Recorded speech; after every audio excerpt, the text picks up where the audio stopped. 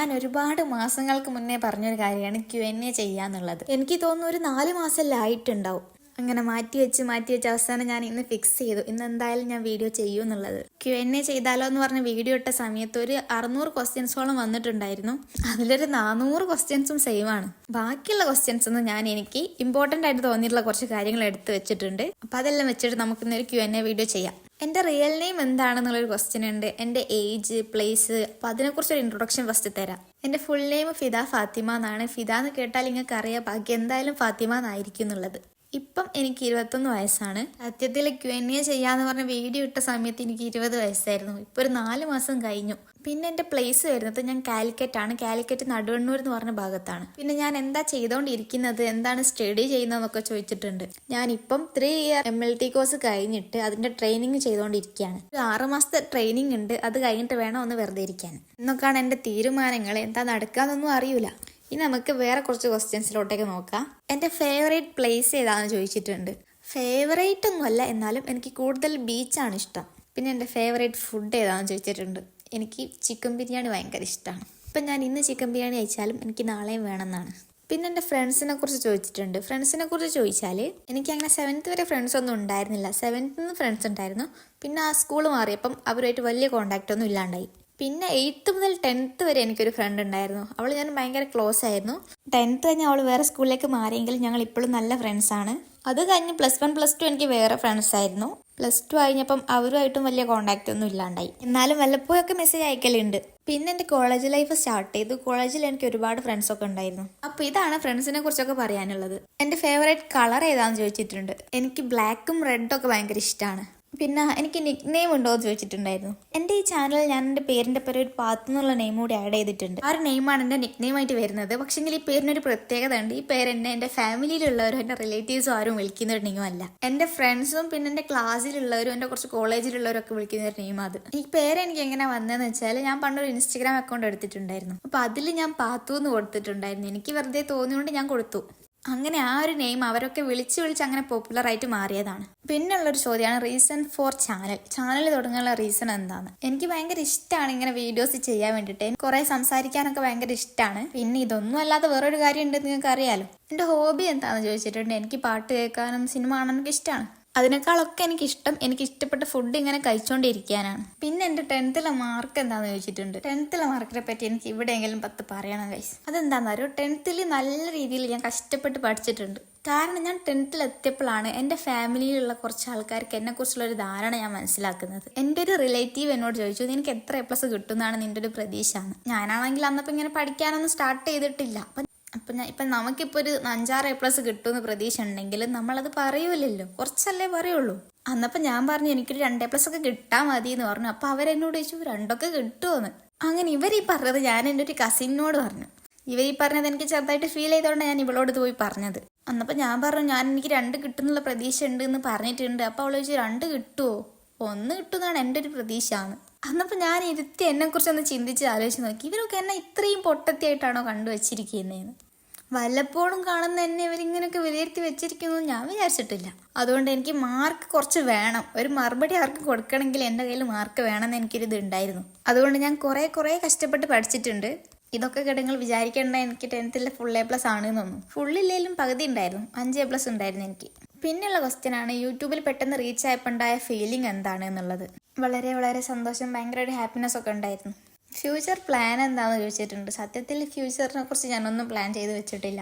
പിന്നെയുള്ള ക്വസ്റ്റ്യൻ ആണ് ലൈഫിൽ എപ്പോഴെങ്കിലും ബാഡ് ആയിട്ടുള്ള മൊമെന്റ്സ് ഒക്കെ ഉണ്ടായിട്ടുണ്ടോ? അതെന്ത് ചോദ്യം, അങ്ങനെ ഇല്ലാത്ത ആരെങ്കിലും ഒക്കെ ഉണ്ടാവുമോ? ഞാനിപ്പോൾ നേരത്തെ പറഞ്ഞിട്ടുണ്ടല്ലോ, ജസ്റ്റ് ഒന്ന് കളിയാക്കിയത്. അതുപോലെ ഇഷ്ടംപോലെ ആളുകൾ എന്തൊക്കെയോ റീസൺസ് പറഞ്ഞ് കളിയാക്കിയിട്ടുണ്ട്. അതൊക്കെ ഭയങ്കര ബാഡായിട്ട് തന്നെയാണ് എനിക്ക് ഫീൽ ചെയ്തിട്ടുള്ളത്. യൂട്യൂബ് ചാനൽ തുടങ്ങാനുള്ള മോട്ടിവേഷൻ ആരാന്ന് ചോദിച്ചിട്ടുണ്ട്. അത് യൂട്യൂബിൽ ഞാൻ കണ്ടിട്ടുള്ളൊരു ചേച്ചി ഉണ്ട്, ഇങ്ങനെ വീഡിയോസൊക്കെ ചെയ്യുന്ന ഒരു ചേച്ചി ഉണ്ട്. അവരുടെ വീഡിയോസൊക്കെ കണ്ടപ്പോൾ എനിക്കൊരു ഇൻസ്പയർ ആയി, അങ്ങനെയാണെങ്കിൽ ഞാനും സ്റ്റാർട്ട് ചെയ്യട്ടെ എന്ന്. അപ്പോൾ അവരാണ് എൻ്റെ ഒരു മോട്ടിവേറ്ററായിട്ട് ഞാൻ കണക്കാക്കുന്നത്. പിന്നെ എൻ്റെ ഫേവറേറ്റ് യൂട്യൂബർ ആരാന്ന് ചോദിച്ചിട്ടുണ്ട്. എനിക്കിങ്ങനെ ഫുഡ് വ്ളോഗെല്ലാം കാണാൻ ഭയങ്കര ഇഷ്ടമാണ്. കുക്കിംഗ് വ്ളോഗ് അല്ല കേട്ടോ, ഫുഡ് ഇങ്ങനെ കഴിച്ചുകൊണ്ട് പറയുന്ന വ്ളോഗില്ലേ. പിന്നെ ഡെയിലി വ്ളോഗെല്ലാം ചെയ്യുന്ന യൂട്യൂബേഴ്സൊക്കെ ഉണ്ടല്ലോ, അവരുടെയൊക്കെ വീഡിയോ ഭയങ്കര ഇഷ്ടമാണ്. റീഫൽ യൂട്ടമി എന്ന് പറഞ്ഞൊരു ചാനലുണ്ട്, അതാണ് എനിക്ക് ഭയങ്കര ഇഷ്ടം കണ്ടിരിക്കാൻ.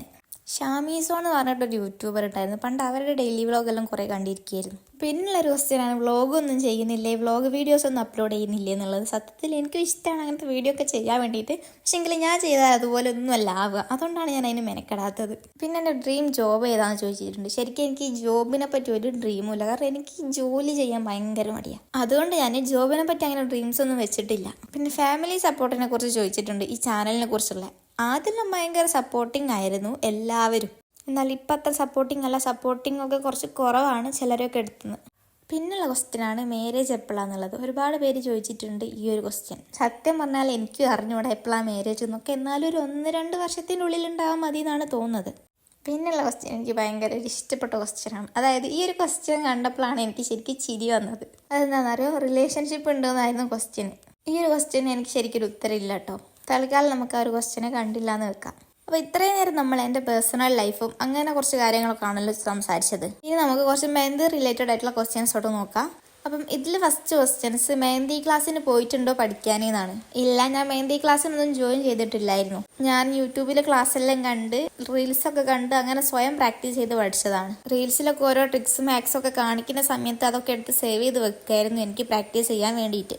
അടുത്ത ക്വസ്റ്റ്യൻസ് ആണ്, ഈ ബ്രൈഡൽ വർക്കൊക്കെ എടുക്കലുണ്ടോ, ബ്രൈഡൽ വർക്ക് ചെയ്യാൻ പോവലുണ്ടോ നോക്കാം. ഞാൻ ബ്രൈഡൽ വർക്കൊക്കെ എടുക്കലുണ്ട്. പക്ഷേങ്കിൽ ഞാൻ കാലിക്കറ്റ് ബേസ്ഡ് ആയിട്ടുള്ള ഹെന വർക്ക് മാത്രമേ എടുക്കൂ. കാലിക്കറ്റ് ആണെങ്കിലും ഒരുപാട് ലോങ് ആണെങ്കിലും ഞാൻ അത് എടുക്കാറില്ല. യൂട്യൂബ് ചാനൽ തുടങ്ങിയാൽ എനിക്ക് ഇഷ്ടം പോലെ എൻക്വയറീസ് വരാറുണ്ട് ഇൻസ്റ്റഗ്രാമിൽ ബ്രൈഡൽ വർക്കിന് എൻക്വയറിനെ കുറിച്ച്.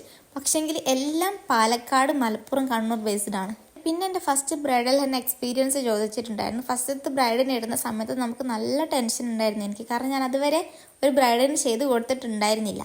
വർക്ക് സ്റ്റാർട്ട് ചെയ്ത് ആദ്യത്തെ ഒരു 5 മിനിറ്റോളം എനിക്ക് നല്ല വിറയലൊക്കെ ഉണ്ടായിരുന്നു. പിന്നുള്ളൊരു ക്വസ്റ്റ്യനാണ്, ഏത് കോൺസാണ് യൂസ് ചെയ്യാൻ നല്ലത് എന്നുള്ളത്. സത്യത്തിൽ ഹെന്ന വർക്കൊക്കെ പഠിക്കാനൊക്കെ ഓർഗാനിക് ഹെന്ന കോൺസ് ആണ് ഏറ്റവും ബെസ്റ്റ്. പ്രാക്ടീസ് കോൺസ് ആയിട്ട് നിങ്ങൾക്ക് മേടിക്കാൻ പറ്റും. സാധാ കോൺസ് യൂസ് ചെയ്ത് പ്രാക്ടീസ് ചെയ്താലും മതി. സാധാ നമ്മളെ ഷോപ്പിൽ കിട്ടുന്ന കോൺസ് നിങ്ങൾ എന്തായാലും വാങ്ങിക്കാതിരിക്കുന്നതാണ് നല്ലത്. എനിക്ക് മെഹന്തി ഇടാനുള്ള കഴിവുണ്ട് എന്നുള്ളത് ഞാൻ തിരിച്ചറിയുന്നത് ഒരു organic henna cones first time use ചെയ്യുന്ന സമയത്താണ്. പക്ഷേ എൻ്റെ ഫ്രണ്ട്സൊക്കെ ചെറുതായിട്ട് പറയും നീ ഇടുന്നുണ്ടല്ലോ. പക്ഷേ എനിക്ക് സ്വന്തമായിട്ടൊരു കോൺഫിഡൻറ്റ് ഉണ്ടായിരുന്നില്ല. ഓർഗാനിക് ആയിട്ടുള്ള കോൺസ് യൂസ് ചെയ്ത് തുടങ്ങിയപ്പോഴാണ് എനിക്ക് തന്നെ ഒരു കോൺഫിഡൻറ്റ് വരുന്നത്. ഒരു ബ്രൈഡൽ വർക്ക് ഞാൻ എടുക്കാൻ കോൺഫിഡൻ്റ് ആകുന്നത് ഈ ഒരു കോൺസിൻ്റെ ബലത്തിലാണ്. പിന്നെ ചോദിച്ചിട്ടുണ്ടായിരുന്നു, പ്രാക്ടീസ് ബോർഡൊക്കെ വേണോ പ്രാക്ടീസ് ചെയ്ത് പഠിക്കാനെന്ന്. ഒരിക്കലും ഒരു പ്രാക്ടീസ് ബോർഡിൻ്റെ ആവശ്യമില്ല നിങ്ങൾക്ക് ഹെന്ന പഠിക്കാൻ വേണ്ടിയിട്ട്. നിങ്ങളുടെ കയ്യിലോ അല്ലെങ്കിൽ പേപ്പറിലോ വരച്ച് പഠിച്ചാൽ മതി. ഒരിക്കലും പ്രാക്ടീസ് ബോർഡിൻ്റെ ഒന്നും ആവശ്യമില്ല. പിന്നെ വീഡിയോസൊക്കെ എങ്ങനെയാണ് ഷൂട്ട് ചെയ്യുന്നത്, ഏത് ആപ്പിലാണ് എഡിറ്റിംഗ് ചെയ്യുന്നത് എന്നൊക്കെ ചോദിച്ചിട്ടുണ്ട്. ഞാൻ ഇപ്പോഴും വീഡിയോസൊക്കെ ഷൂട്ട് ചെയ്തുകൊണ്ടിരിക്കുന്നത് ഒരു ടാപ്പ് വെച്ചിട്ട് തന്നെയാണ്. എൻ്റെ കയ്യിൽ ട്രൈപോഡ് ഉണ്ടെങ്കിലും ഞാൻ ഇത് വെച്ചാണ് ഷൂട്ട് ചെയ്യുന്നത്. പിന്നെ ഞാൻ വീഡിയോസൊക്കെ എഡിറ്റ് ചെയ്യുന്നത് ക്യാപ്കട്ടിലുമാണ്. പിന്നെ ഏത് ഫോണിലാണ് വീഡിയോ ഷൂട്ട് ചെയ്യുന്നതെന്ന് ചോദിച്ചിട്ടുണ്ട്. ഞാൻ ഐഫോണിലാണ് വീഡിയോസൊക്കെ ഷൂട്ട് ചെയ്യുന്നത്. അപ്പോൾ ഇത്രയും ക്വസ്റ്റ്യൻസ് ആണ് ഞാൻ Q&Aയിൽ ഇൻക്ലൂഡ് ചെയ്തിട്ടുള്ളത്. ഒരുവിധം ഇമ്പോർട്ടൻ്റ് ആയിട്ടുള്ളതെല്ലാം ഞാൻ പറഞ്ഞിട്ടുണ്ടെന്നാണ് ഞാൻ വിചാരിക്കുന്നത്. അപ്പോൾ ഇനി എന്തെങ്കിലുമൊക്കെ അറിയണമെന്നുണ്ടെങ്കിൽ നിങ്ങൾ കമൻറ്റ് ചെയ്താൽ മതി.